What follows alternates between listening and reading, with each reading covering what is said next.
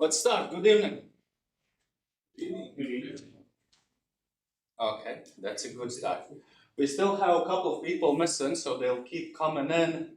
When you see them, then later on approach me and tell me this person was late, hasn't been checked in. Okay, this way we will teach them to don't be late. Maybe, maybe not. So, welcome to Platform Engineering. I hope you paid attention to the description of the event, where one of the very first lines says, low budget, high quality. It was no joke. Well, it is cool what we're doing, but low budget. Which means we'll start with the icebreaker. Can you guess what that means?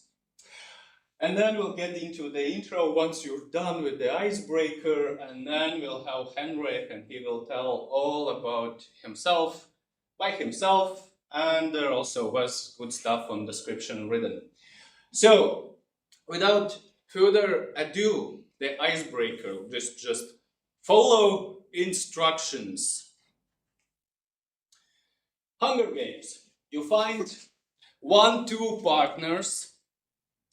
And then, well, actually, to be honest, this is for those who didn't have dinner before this event. I'm one of them. I'm gonna be hungry in an hour. So you find 1-2 people, you quickly discuss, hey, what do we order?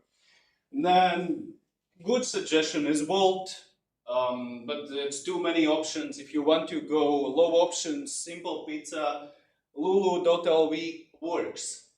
Then you decide what you order. You also need to decide how you're gonna pay for it, how you're gonna split the bill. So I hope you can squeeze it in those basically 5 minutes. And then schedule the order for 8:05 p.m. Obviously, something's gonna arrive too early, something's gonna arrive too late. It happens. Order it to this address, okay? And then you have only 7 minutes left. Yeah, I'm right. So, go ahead, and I need a partner. Who's gonna be my partner?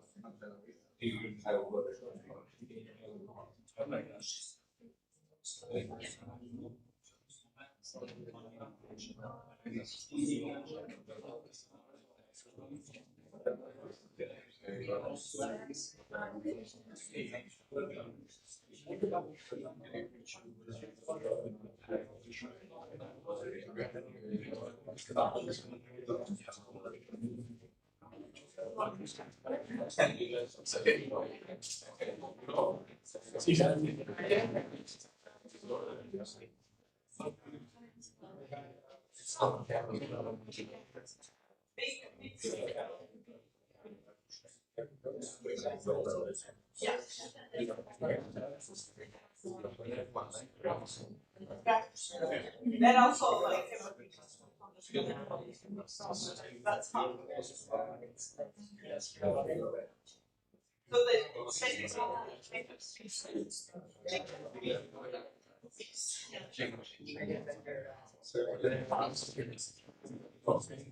yeah, the main thing that is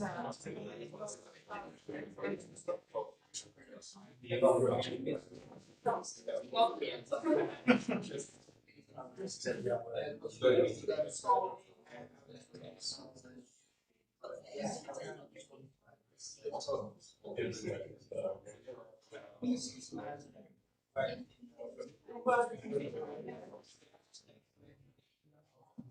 Which source? Without.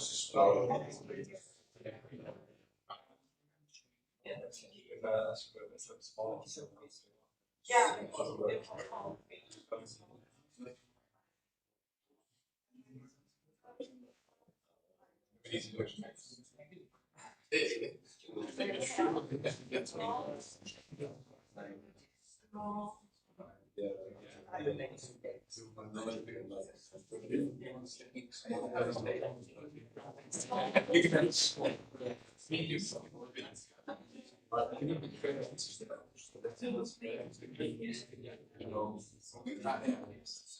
Someplace personal is this.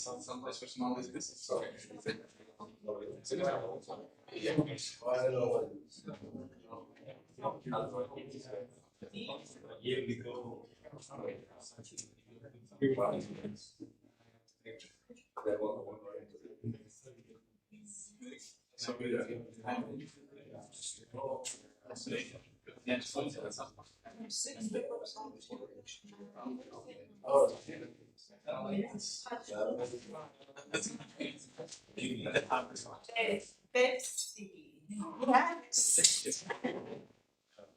Six Pepsi. What we do? 6 months.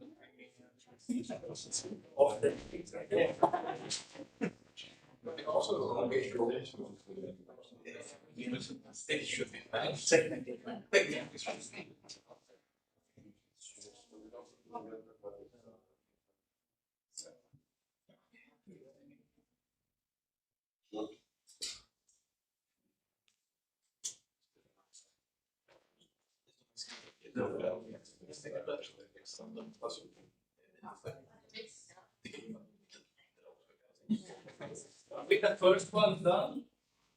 So Volt doesn't allow to schedule for fast, right? Well, schedule it for 8:20 then, and it should work. You schedule for 8:05. You schedule for 8:05. Good, cool.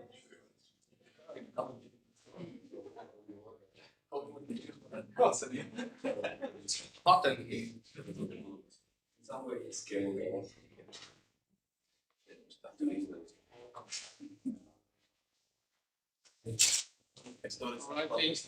Giving you 1 more minute to finish your order, or finish it while I'm speaking.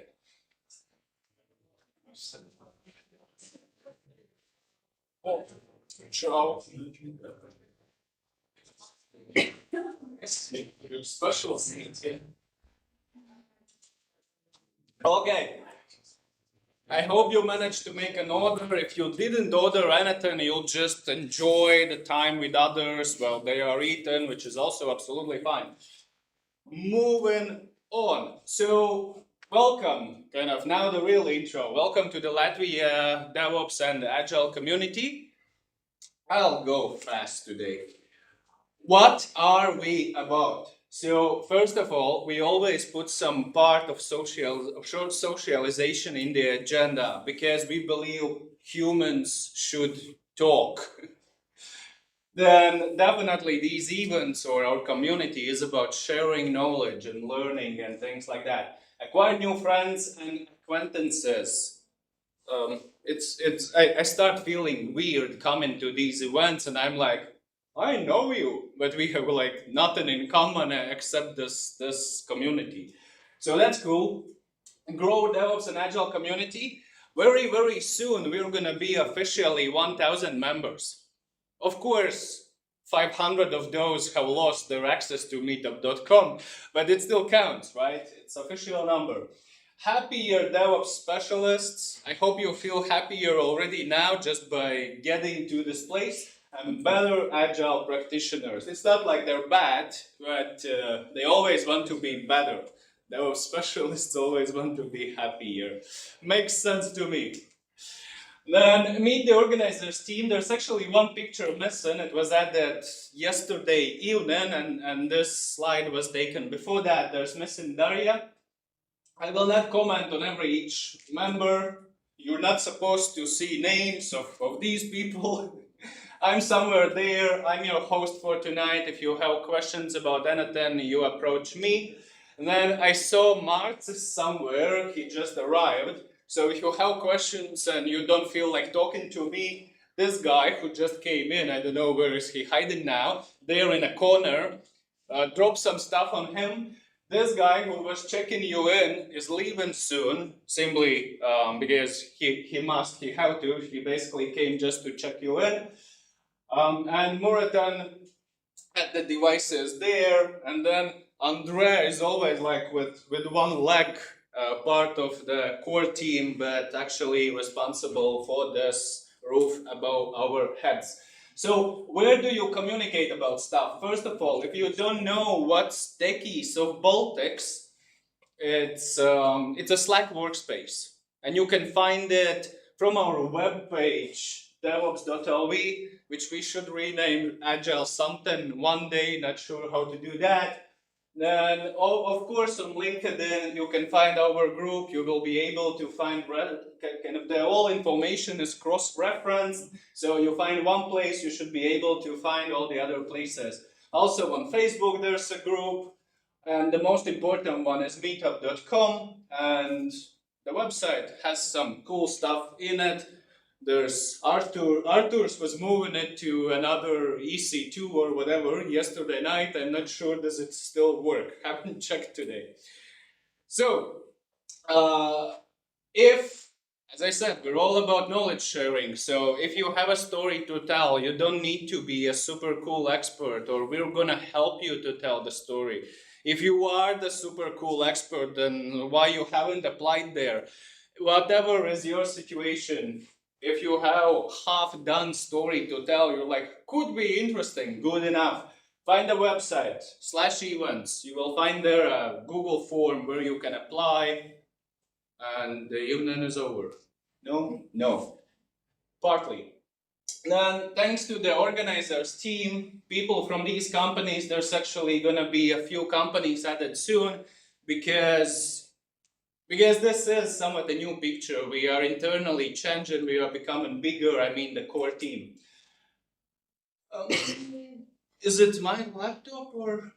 Okay, back to then. Again, thanks to Andrea and Workland, and there was, I forgot her name, but the blonde at the reception is usually staying late, and I'm not so sure she's getting paid for it. So thanks to all the people involved. And on sponsors specifically, it is a very important moment. If you believe that your company actually could be interested in sponsoring this type of event, please reach out. Because right now we're scraping, struggling, scrabbling, brabbling, drubbling, whatever is the word, That's where you just ordered your own food. Not cool, right? So yeah, reach out. Let's get some money for the community. And then it's you. I hope the screen will stop blinking at some point. Let's do the switch. Yeah. This. I don't know. Maybe around.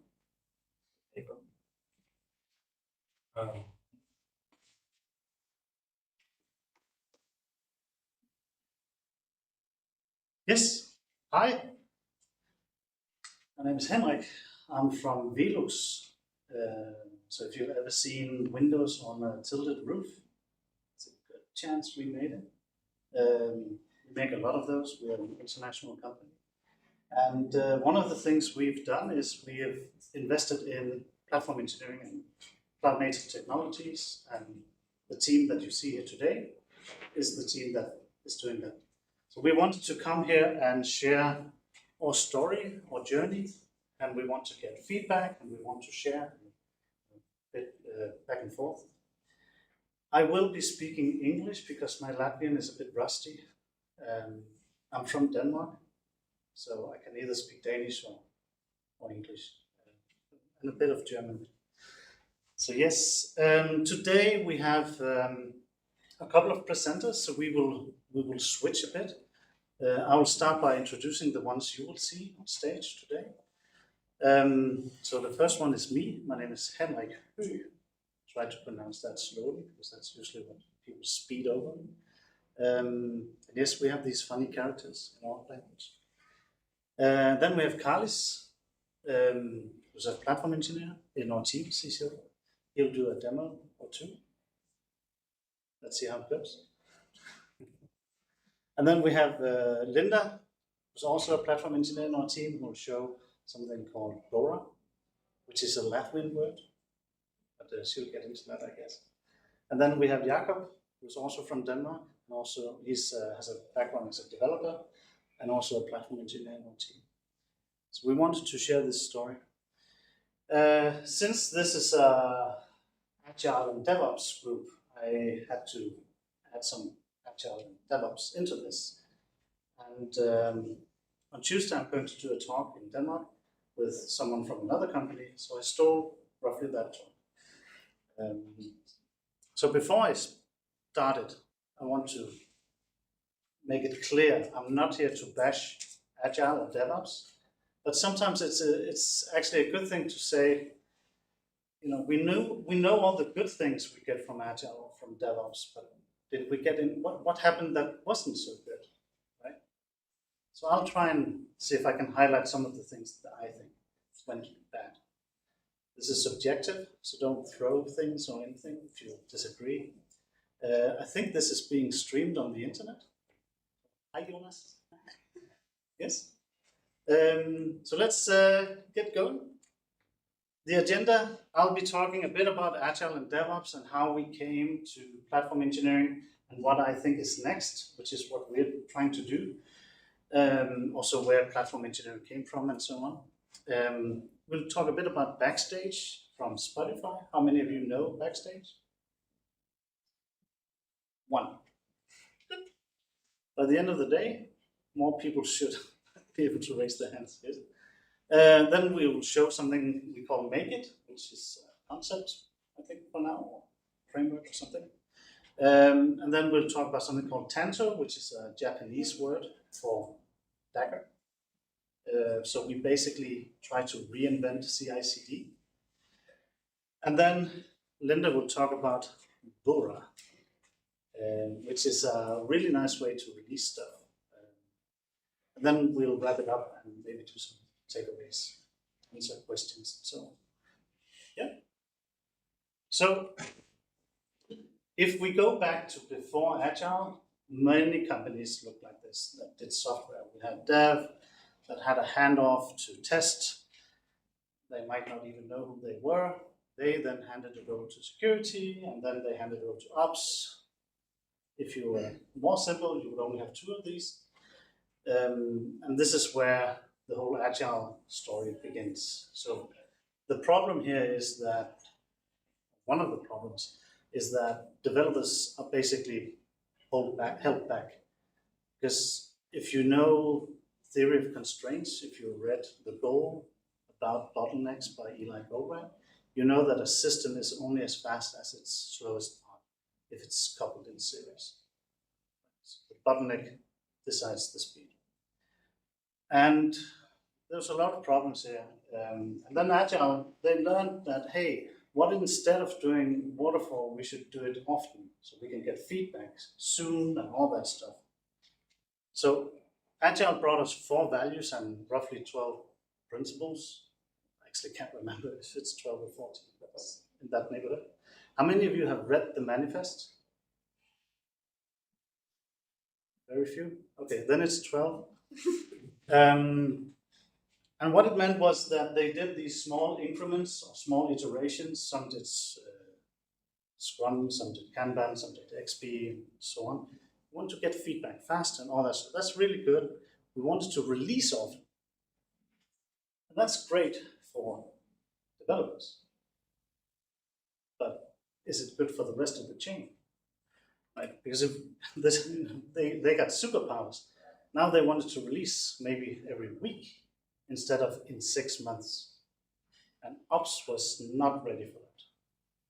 And this is why when we talk about Agile, we talk about the wall of confusion where developers just threw stuff over the wall and said, hey, run this in production, now it's your responsibility. This is where DevOps came in and said, could we fix this, please? So if we take the cognitive load graph, it's not trademark, it's buffer, and it's not accurate or anything, it's just subjective. But Ops cognitive load skyrocketed. Now they needed to try and keep up with developers, and they changed framework, and now they needed Tomcat server instead of something else and whatever. It was not planned like in the old days. So what came from this is that we got DevOps. How many of you know Patrick Dubois? 3 people. He invented DevOps. He started the DevOps Days conference. It was actually supposed to be called Agile for System Administrators. So it was about, it actually started because he saw a video on YouTube called 10 deploys a day.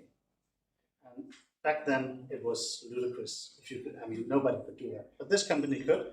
So he wanted to make a conference about how system administrators could work with Agile and try and keep up with developers and get the same speed. And then they added stuff over the years. For each conference, they did a lot of community work. So one of the things we got from this is, hey, shift left.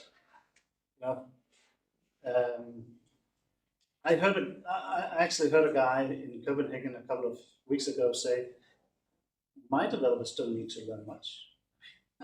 They only need to learn Ansible, Terraform, Docker, Kubernetes. Super easy, right? So shift left, automation, infrastructure as code, right? Terraform, Terraform, or whatever we call it, is some of the stuff that came out of DevOps. Not everybody agreed, I don't, but it's some of the stuff that went around in the community. So what happened, another thing is all these handoffs, we tried to say, okay, can we get rid of them? And then someone had the brilliant idea of saying, what does this DevOps mean? We have Dev, we have Ops. Oh, wait a minute. They put them together. Let's put everybody in the same team. We have no handoffs. Terrible idea. Because now we have 3 developers in a team of 8. So it didn't really solve any problems. So what happened here is that we basically shifted everything back. It was basically a revenge of Agile. So now developers needed to know Ansible, Terraform, and Shift or Puppet, and all that crap. And operations now basically say, hey, we have an API, you can run your Terraform, and you'll get your stuff. That's not really good, right? So then came orchestration in roughly 2015. This is where Kubernetes 1.0 came out. This is when I started using it as well. DevOps, it was in 2009, Agile 2001. So what happened here is that, how many of you have tried installing Kubernetes from scratch? Phew. It's kind of hard. There's a repo called Kubernetes the Hard Way. That's probably how you did it, because that's Kelsey Hightower's repo. It's super difficult, especially in 2015. I was there trying to automate it as well. So you could say ops cognitive load went up because just understanding this whole thing of containers and orchestration and clusters and all this stuff was actually quite hard. Networking, storage, all that stuff. Developers actually got it a bit easier because now instead of Terraform and all that stuff, it's just like 5 files of YAML, right? Like deployment, or other deployment. Replication controller back then, service, and so on. It was actually quite easy. Then what happened? The Cambrian explosion, right? I mean, CNCF exploded with projects and exploded with tools and things you installed in your cluster. Now it wasn't really 5 YAML files anymore. Now it's a lot of YAML files. Right? You need to know cert manager and all that stuff. And you know what happened? Developers' cognitive load exploded, went out the roof, basically. Now the ops actually has it quite easy because you can get Kubernetes like this as a commodity, press a button, you have Kubernetes. You have a complete ecosystem where you can just install all of them. And this is where I think many companies are today. And there are some problems with this, obviously, from the web that I totally made up. So today we want to talk about how we can fix this. How can we get the cognitive load of the developers back down without raising the ops cognitive load? Because as you can see, there's kind of a pattern here. It's like revenge on revenge, right? In my fictitious graph. So one of the things when people think about platform engineering is that they think about team topology. How many of you know team topologies? 3, 4. So there's a joke that if you don't do team topologies, you need to do team apologies. 2 guys, and I cannot remember their names, sorry.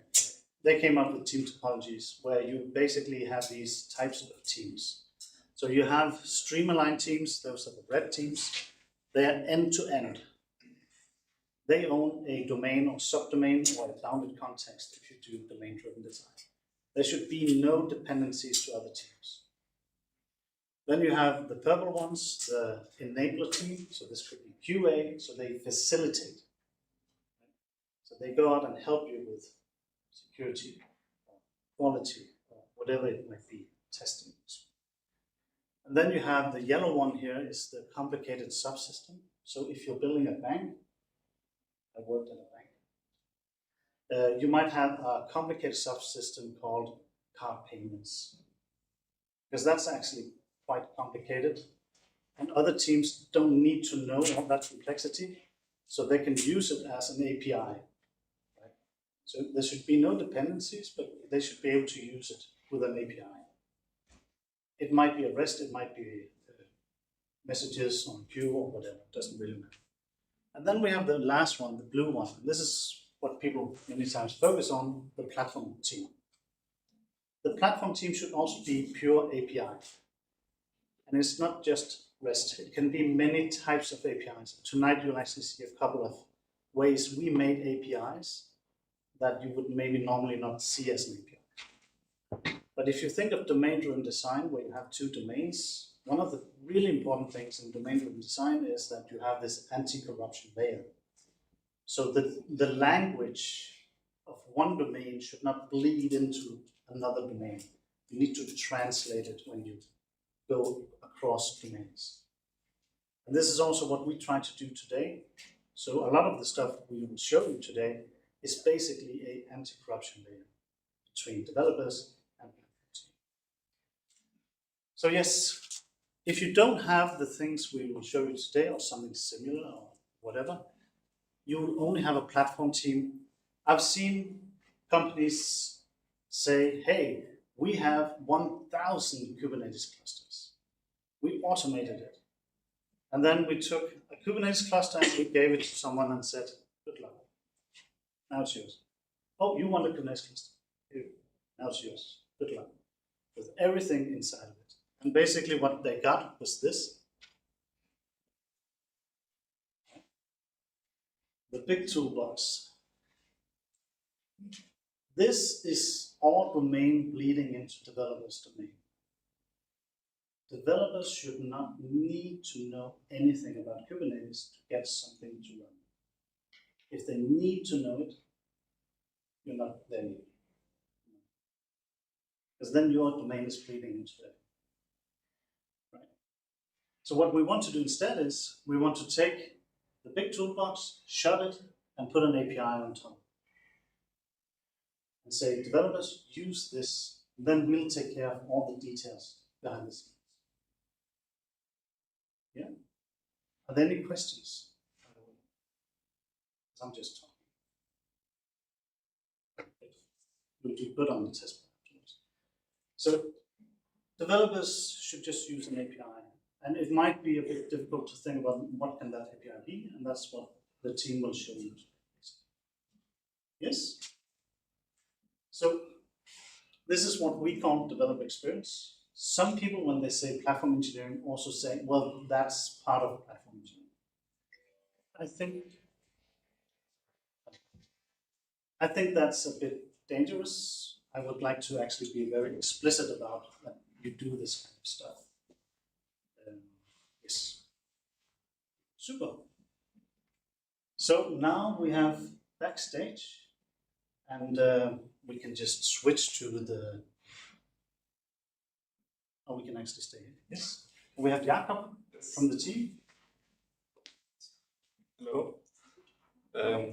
Yeah, so the first component I'll talk about, or the only component I'll talk about, then the other will talk about the other ones, is Backstage. So I could understand not so many of you know about Backstage, but it's a product developed by Spotify, and they market it as their internal developer portal. So it's a place where developers can go and they can get an overview of all their developer services. So that's also something we have adopted in VELUX. The platform team is about 2.5 years old, and I think we looked at Backstage the first time a year ago or something. At that time, we didn't really feel a need for it. It didn't really fit our need at that time. We just had a lot of other stuff we needed to get in place at that time, so it didn't really make sense. But then when Henrik joined in April, he had some experience with Backstage and a lot of positive experience with it. And then we had like this use case. I think it also gave Henrik a bit of a culture shock coming to it. But basically we're using GitHub. And on GitHub, as you know, there's an organization and then you have repositories. And it's this very flat structure. So if you have many teams in your organization, it can be hard to see, okay, which team has this repository stuff. So we made a small naming convention. Just prefix with your team name, keep it lowercase, super simple. We put it on the front page of our GitHub and said, okay, here you go. You can create all the repositories you want. And then we saw, hello world, just random playground, this and that. No one followed the naming convention. So that gave us a lot of work. So we could go back, look at the repository, contact the owner. You need to prefix with your team name. Can we just rename it? Can you update your Git remote? All of that stuff. Just gave us a lot of work, and we had it open for a week or something. And then we said, this is not working. So we basically closed down for it, and then we have this support channel where people can write, and usually within an hour or two we will respond and help them. So basically they contact us through the support channel, can we get a repository, and yeah, that's fine, we'll create it. And we make sure it's configured correctly according to our standards. Then we had this incident. It was a weekend, it was Saturday, we were all sleeping, and someone wanted a repository. And of course we were not monitoring the support channel, and the person got very upset about it. and that's when Henrik joined. And then, yeah, we tried to calm him down, and then we said, okay, we'll talk about it in the team, let's see what we can do.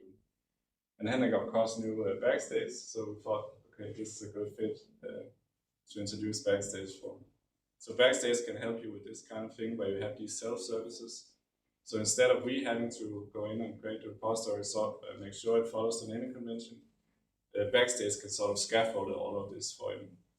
So let me try and show you our Backstage instance. So basically, this is Backstage. We went live with this in end of April, start of May, something like that. And the first thing we went live with is this software template. So in Backstage, they have these software templates. So right now we only have this one template. It's what I usually call it the almost empty Git repository, because we do put a little bit of stuff in there. But you can just take the template, then you can fill it out. You can write stuff here, give it some description. You can say, is it a service, a website, or a library? And then you can pick the owner, so who owns this? And then you give your repository name, and then when you create it, it will make sure to, behind the scenes, create a repository with the right naming convention that we have defined. So we shared this with our developers, so now all of a sudden they could create their repositories themselves without us having to get involved. And also using Backstage, we can do more stuff. So we can use the CLI tools we are building, like Bura and MakeIT and Tanto. So behind the scenes, we can scaffold all of this out. So when the developer get a repository, they already have like the pipeline set up. They can release to all our environments. We can do all the security scanning and all of that stuff. We can even have language-specific templates.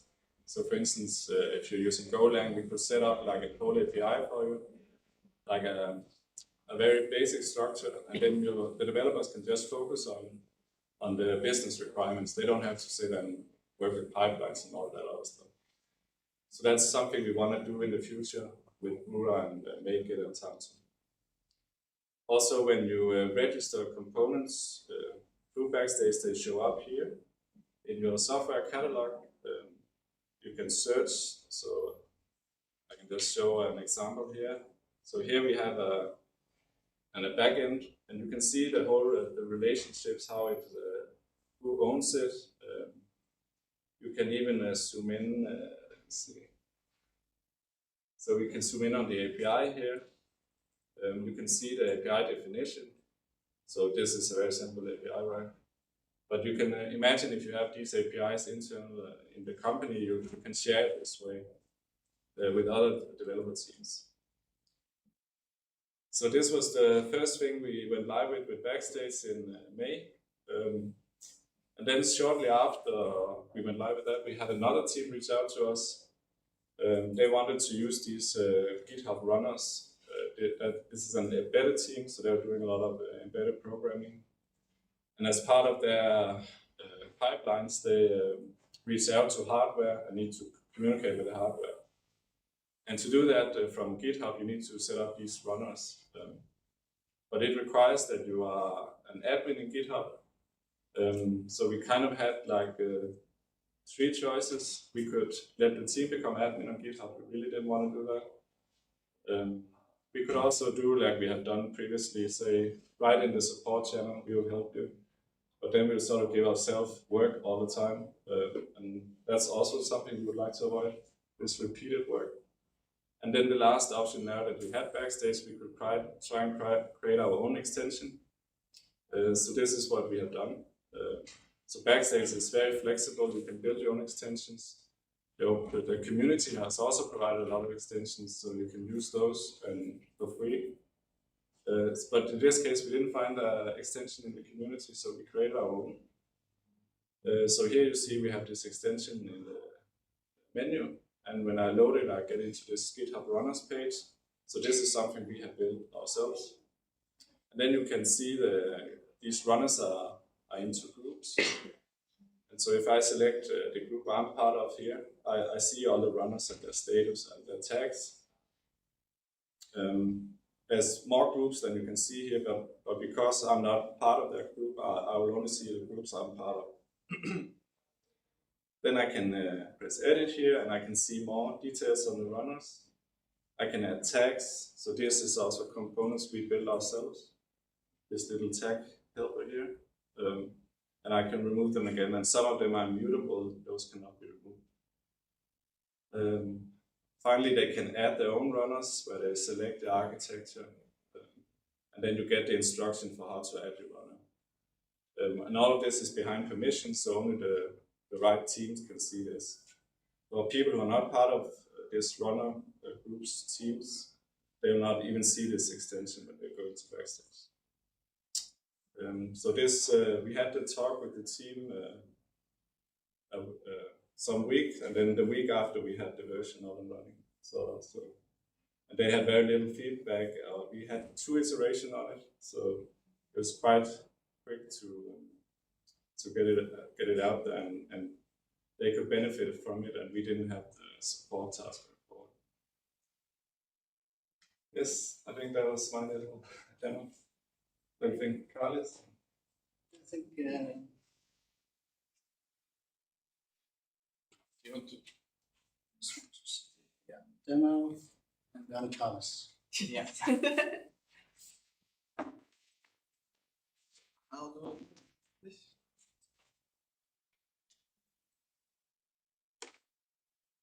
I will not need the mouse. Magic. Great. Okay, so the next tool I'm going to talk about is what we're working on is MakeIT.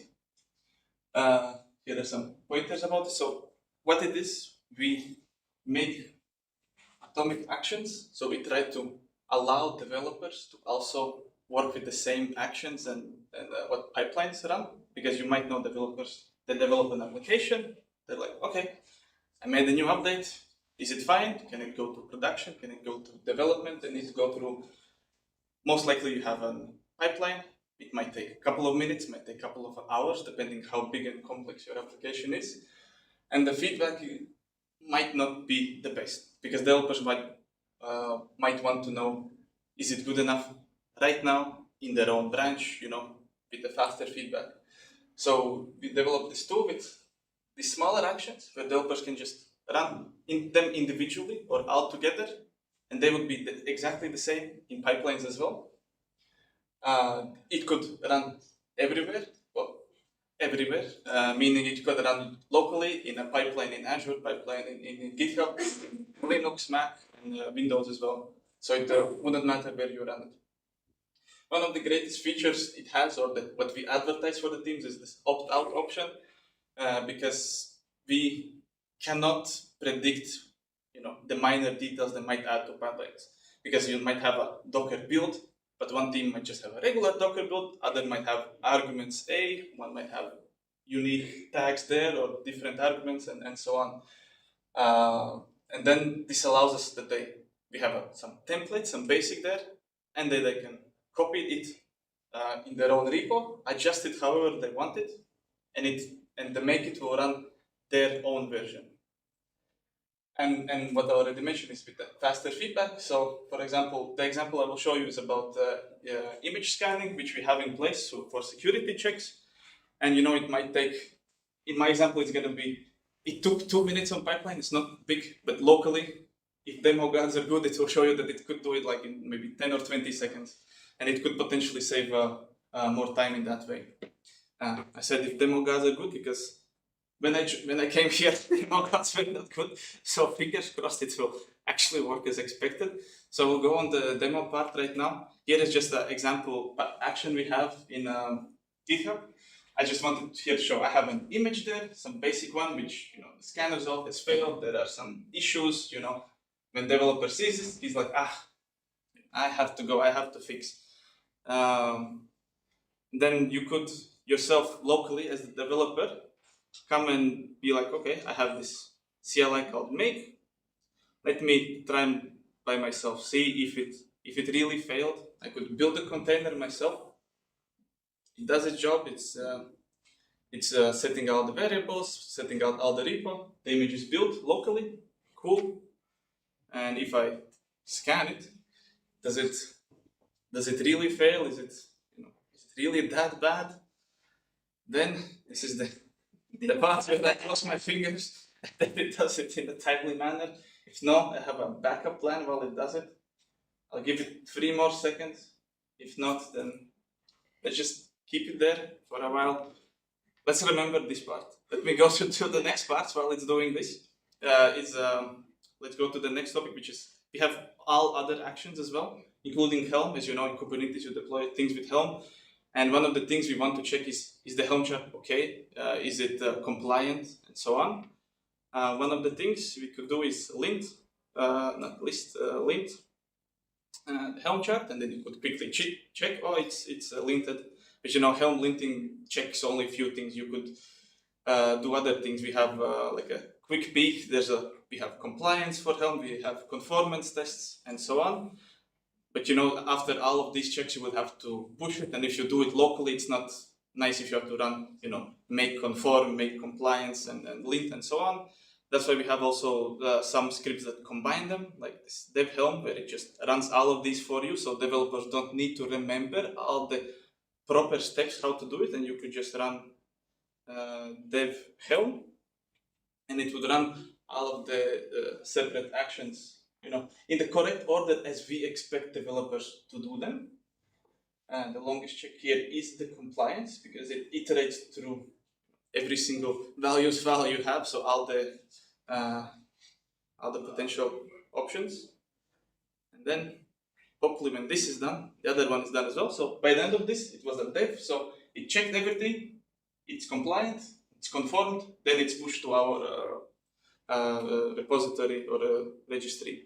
And by this time, my backup plan worked.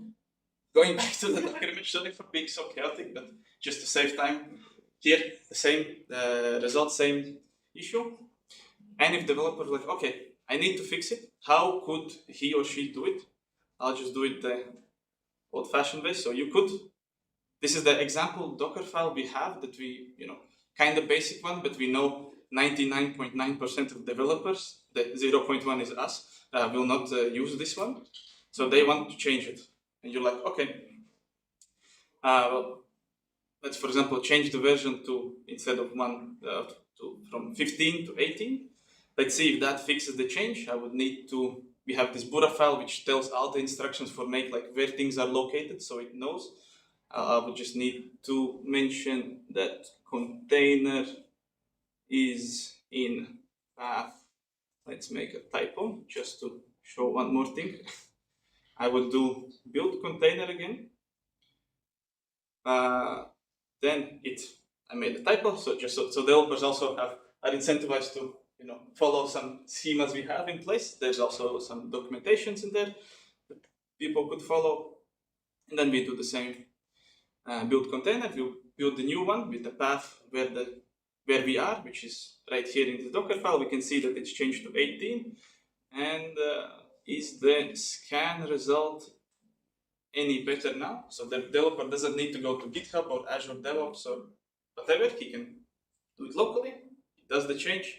He scans it. Praise to demo god that it does it in a timely manner. I don't have a backup plan for this one, so you'll have to bear with me. But yeah. Can you show the make file? The make file? Yeah, sure, I could do that. Make file, like, yeah, so the structure in here is that we have a plan repository where all the scripts are located, and then a make file in the repository where the developers work. The make file has only 2 things in here, which is you clone a plan every time, unless you say skip pull, and then it just runs the script. And then we can see here, the new image is without issues. It passed the check, all good. And one more thing I would like to show in here, which I forgot about, this with the Helm link. Let's just do it again so I can show you the output. The opt-out option, which I didn't show here in the script. So for example, this is how Helm link does it. And the developer might be, I want to change slightly how the linting works or whatnot, you could copy it, then it will copy in your own repository. I have it in here. It's not under .plan. It's in here. Then I don't know, just put something. Then I run the same Helm lint just to prove that it shows a slightly different output. You can see it's in here. So this allows developers to copy scripts from the plan locally, do the changes they need to do if they have some adjustments needed, and so on. Yeah, so these were the main things I wanted to show with MakeIt. One issue we face is this. As you run it locally, you might need tools like you need installed Helm, you need installed YQ, JQ, maybe some other CLIs. This is where the next tool potentially comes into play, which our newest one. So I'll switch the slides to here and give it to Henrik. Yes. So the problem is, I didn't make Tanto. We have two engineers who made Tanto, and unfortunately they couldn't be here today. It's Eva and Katrina. They might be watching here. So we will try and do it instead of them. So now basically every developer can do all the operations that CI can do, but on their laptop. So if it fails in CI, it also fails on laptop. Faster feedback loop, they can opt out, all that stuff. We can share the plan between multiple repositories. But the problem is, again, you need to have all sorts of tools installed, and if it's another plan, it might actually use YQ or something like that. That's really annoying to install. So we wanted to see if we could fix that. Another thing that's irritating is that, have you noticed how CI hasn't really evolved since roughly Hudson? You know, Hudson before Jenkins. So you have some kind of file that describes, now you need to do this, then you need to do this, then you need to do this, right? It's a bit old school. I think we can do better. We have all the steps that you can do on a service. What if we just made some metadata on each of these steps and said, yeah, you should run CI at this step. Then it's just about collecting that and then do it. So we don't have a static pipeline definition anymore. It's gone. We don't want to maintain that. So if you extend the plan, if you opt out, if you add something to the plan, next time you run CI, it should just do it. Correct, right? And that's what Tanto tries to do while putting it in a container. That's what we do today. So basically, we removed the static definition. We made it dynamic, and it'll upgrade or adjust every time.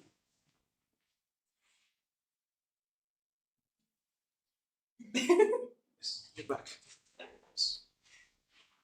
And the other thing is, what if you run on GitHub Action and then suddenly you find out something, blah, blah, blah. You need to move to something like Jenkins or Azure DevOps or whatever. Circle C, no, that's a better term, but something else, good, right? Then you need to rewrite this static definition. That's kind of a bummer. So what we want to do is say, hey, as long as you give us something that can ignite the pipeline, we will take it from there. So we can run Tanto in GitHub Action or in Azure DevOps, DigitalOcean, wherever you want to run it. Jenkins, Hudson, don't give it anything. Right? That's the goal of this. So, and then containerize it. And I think Karlis has a demo. Hello again. The next demo is about Tanto, as I'm replacing the two engineers for this. Going back to what Henrik mentioned, you would need instructions for Tanto to know what to run at what part. This is where MakeIt complements Tanto, because Tanto shouldn't care about reading the script, it shouldn't care about ordering things. It should just care about reading its file and doing what it needs to do. This is what MakeIt does. It prepares this file called tanto.yaml. through a script called order. It basically goes through all the scripts we have, orders them by a sequence, and depending on what stage you have, by default, it checks only CI stages. So we have for each script, we have this metadata, and then all the basic information in here.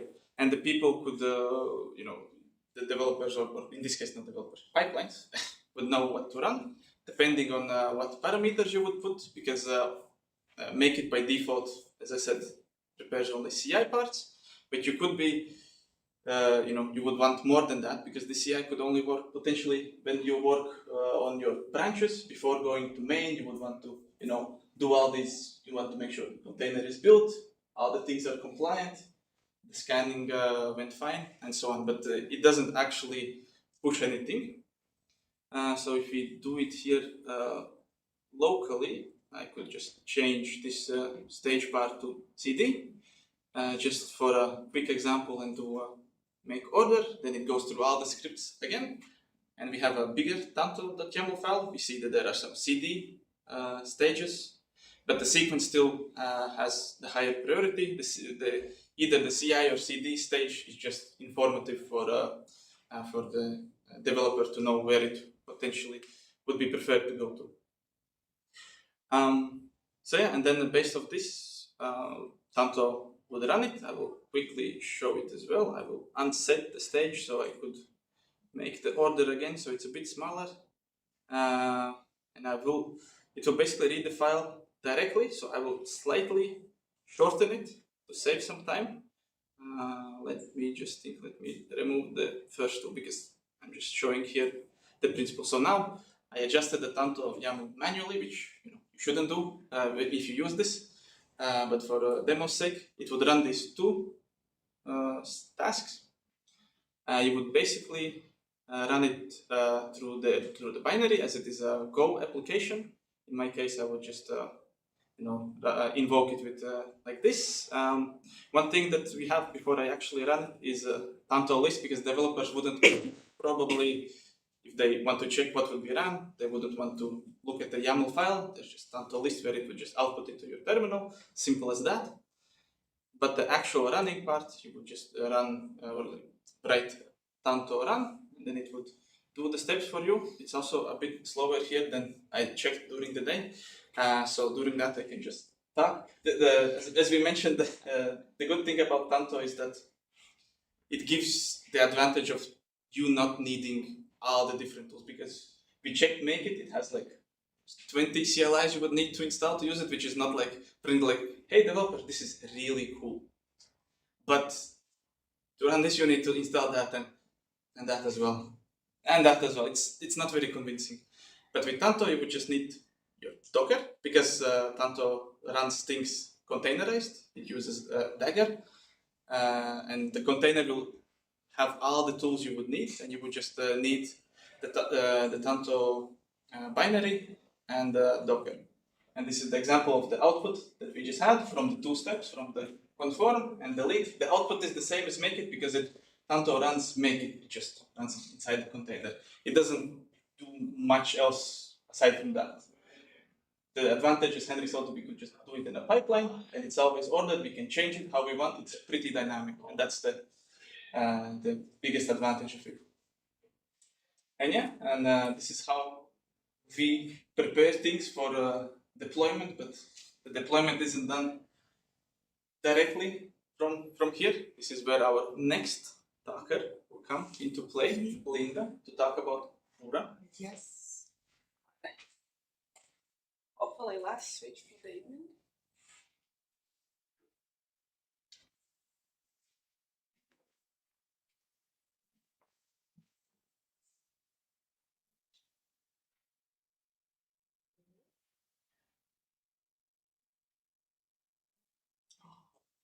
Alright, I'm Linda. I will talk a bit about Bura.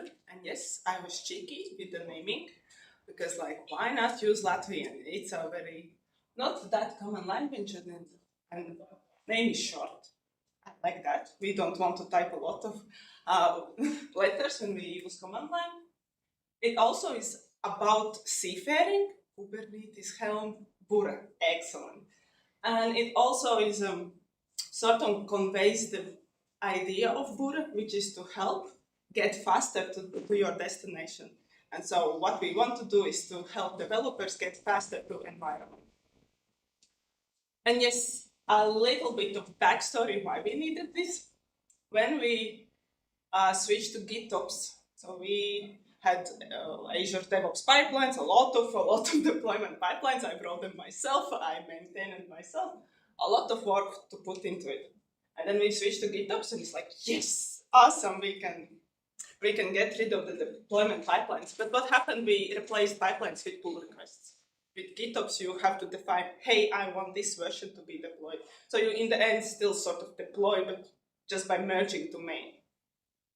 And then soon after we introduced GitOps, we also introduced PR spam chat. Because what happened, whenever you make a change, the actual change to application in one repository, you had to make another pull request to GitOps repository to say, I actually want this change to be deployed. So what happened that me within the team, like, two pull requests at all times, like, oh, I made this small change in labels, but here you go, 2 PRs, and you need to get approval. That was the pain, because I really want to troubleshoot, but I need that approval, and I don't want to abuse my admin rights in GitHub just to remove that protection. So, I mean, if you are desperate, you can, but let's not abuse the power we have. All right. So what we did, we wanted to automate the second pull request creation. And yes, and then also enable auto release. Because for dev, you want it to be, the change to be frequent, to feedback loop to be faster. You sort of don't really want to wait for somebody else to approve your pull request where you change only one digit. Because you got approval for the app repository already with the actual content of the change. Well, the second pull request is just, hey, this is the new version. That's not very meaningful change. So for the lower environments like dev and test, we are like, okay, you have your agency as a developer to deploy directly and just merge your pull requests. For production, we come in play and like, hey, you need us to say yes to this deployment. So production is protected, all is fine, we are good. Dev test, you have all the power. A nice feature which I use a lot and I enjoy myself so much about it is I also implemented status command, which just says, hey, your service across these environments are good. Like, because when you, in Kubernetes, you know, kubectl config use context, this one, oh, it's okay, it's good. Go back to the next cluster, and then it's a bit of typing. Obviously, you can make alias and make it faster. You understand the main in switching manually through the clusters is not easy. So I'm like, hey, let somebody else do the switching between the contexts and just give me an output if my Helm release is in ready state. So that's exactly what I did. So let's quickly do the demo because the time is running out.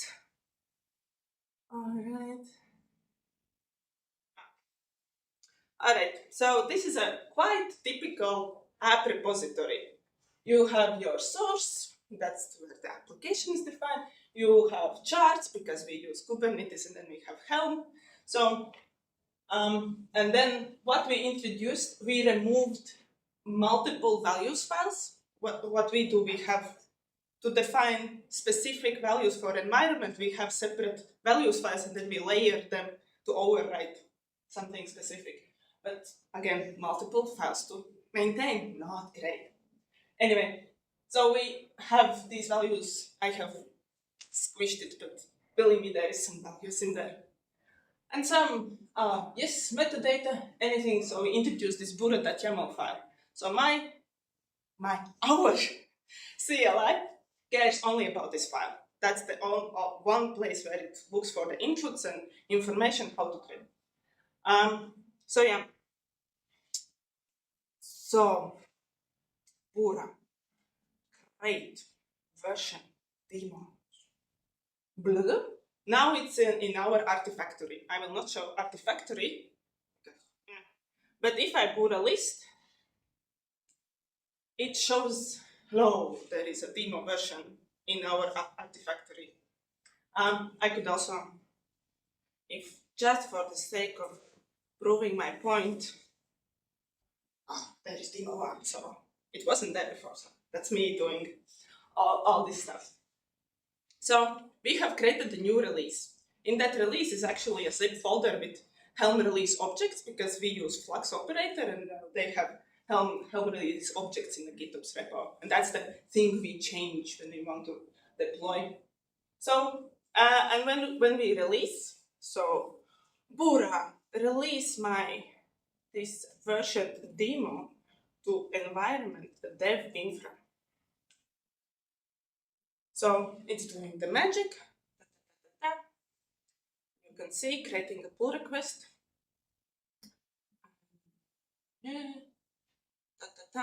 So you have a new pull request with a Bura tag, showing that, hey, this is coming from this tool, not some other person or something. You can see that it's a release, is it open to version demo. So it picks up the version which I want to release. I could go and approve and get it released to environment. I could also add -m and it would have been merged automatically.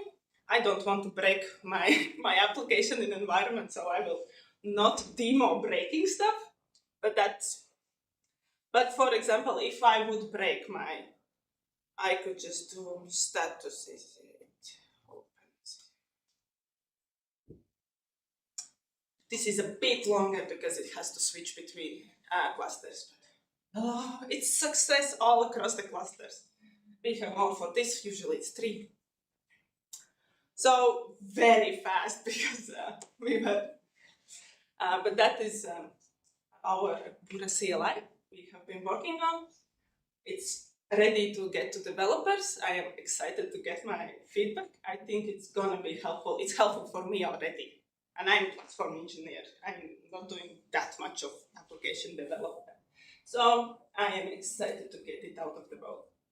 All right, Henrik, here's to you. Yes. Yes, I talked about this. She had animations. Did you see them? So basically, what we try to do is everything you can run in CI, you can run on a laptop. You can build a container by running a simple command. You don't need to know exactly how it's done. You can release your application with one command. All the complexity of MakeIT, we plan to inject or implement into Bura. So we have one CLI for developers. Tanto could be a make, run CI, abstracted away again. So we could end up with just having Bura as a CLI for developers. And with that, and Backstage, they can create new services, they can release, they can run all the stuff that CI does, and they can opt out, they can extend the plans and run things without actually needing to know all the details. We didn't remove the details. It's in the .plan folder so they can go and see how we did and what we do. And hopefully with that, we get the cognitive load back down. Any questions? I'm quite interested where the developers actually asking you for these tools and to make it, or it's your initiative to make it. Yeah. And how's the communication between developers? Yes. So as Karlis said, we had a very clear communication with one developer, Weekend, who was not satisfied that he couldn't create a Git repository. But we actually visit on our developers. We call them our customers. Right? So we are a company within the company. We have customers inside the company. So we go and we interview them, we talk to them, and we ask them, what is your biggest pain right now, and see if we can solve it. But this is like, if you remember the small layer, the platform engineering, the API, Bura will be our API, from developers to platform. They need one CLI, and then they can do everything. They can run all the stuff, locally, opt out, extend, whatever they need. You saw the make file.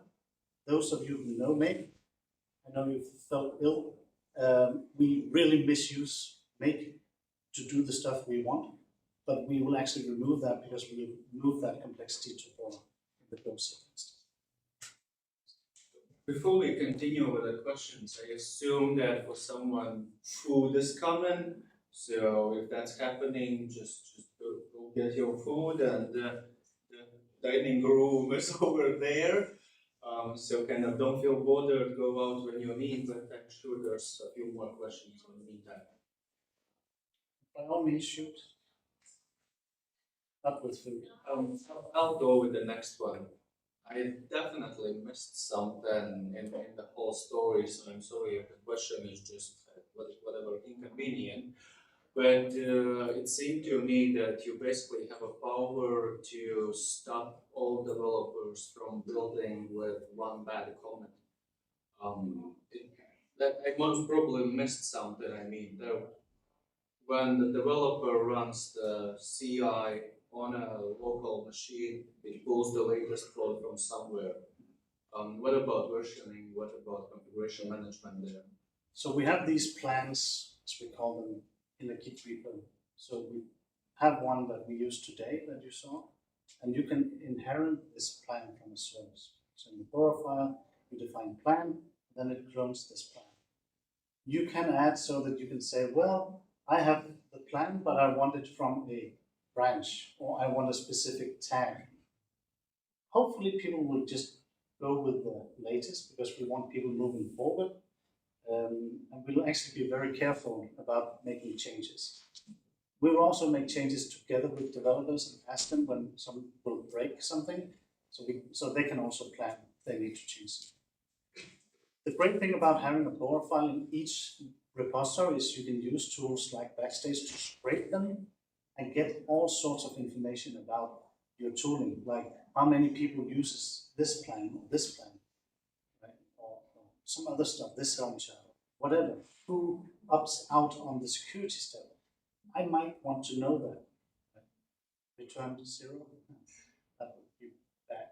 So there are some things that enables us to help them not to build a prison, but build something that is dynamic for the use. They can create tags in the plan, they can also create branches, they can clone the entire plan and just say, hey, we'll do it from here. That's also fine. But we hope to have as few plans as possible. We have one for Unix systems, or Linux systems, and we have one for Windows with PowerShell instead of Bash scripts. So we have a team called Report Sidebar, something like that. They do Sidebar, which is Windows stuff running in Windows containers in Kubernetes. So we want to give them the same power. So very few people on that team can actually build a container and run a container. But with this, it's just one command, and everybody in the team can do it. So we try to empower these developers with feedback. Do you use MakeIt to build and test MakeIt? So the thing is, as you saw the make file, it has 20 lines. You'll never need to change it. Yeah, but it's then you have another script. Yeah, so the plans, we basically test them by having our own service using it. We have something called Is It Open that Karlis made, and we use that, and it's actually running on MakeIt right now, also in the pipelines. So in the pipelines, it's basically make this, next step, make this, next step, make this. Eventually, we hope to use Tanto, so it'll just be one step. Eventually, Bura run CI. Then we just do all of it. Tanto is the newest project, and so we need to wait for it to get ready. Yes. You also mentioned that in order to deploy to production, someone needs to approve. Is it not like a break of continuous delivery for them? No, it's a break of continuous deployment. Right? Yeah. Delivery is done, just haven't released yet. But I totally agree. It's something where you need to be honest sometimes, and reflect reflect inwards and say, are we as a whole mature enough for just letting people release to production? And our assessment has been not yet, because a developer could accidentally throw a hand grenade into our domain, accidentally add 2 zeros out of CPU or memory or something like that. Do you plan to? Our hope is that eventually we'll get to a place where they can just release. I don't remember if Linda mentioned it, but in the Bura file you can actually specify auto-release, dev true, test true. Then in the pipeline, so if you merge, then it'll just go directly to dev. So we're trying to speed that up. So basically, your platform is not yet ready for deployment. For what? Continuous deployment. Not in production. No. Okay, Henrik is available still somewhere in the room, and we will continue these conversations in some manner. So you need to rest. Yeah.